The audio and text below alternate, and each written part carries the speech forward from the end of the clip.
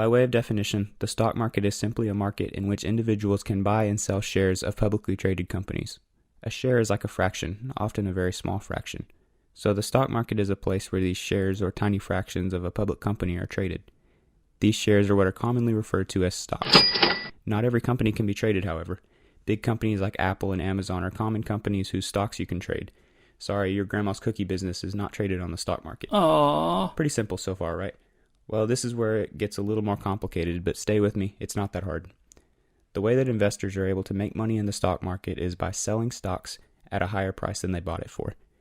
This, of course, begs the question, what changes the price of a stock? The answer is simple. The only thing that affects the price of a stock is, well, the same thing that affects the price of anything: supply and demand. The number of stocks being traded does not change often, so when there are more buyers than sellers for a specific stock, demand begins to outweigh supply and the price of the stock moves up. Likewise, if there were more sellers than buyers for a specific stock, supply outweighs demand, sending the price of the stock downwards. Investing in the stock market is much simpler than it used to be.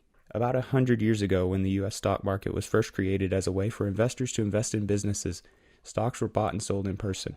The stocks were physical pieces of paper that could be traded at stock exchanges. Now, in a world of technology, stocks can be traded in the comfort of your own home. They can be bought and sold at extremely fast rates on your computer or even on your smartphone.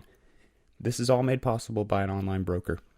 The broker is a company that you choose to act as the intermediary between you and the stock exchange. This is especially helpful if you live in California and you don't want to fly all the way to New York just to trade your stocks. Instead, you can go online, log into your broker, where you can place buy and sell orders 100% online.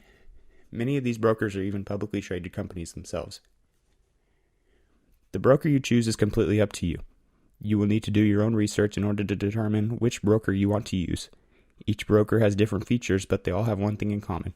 They can all be used to make you a lot of money.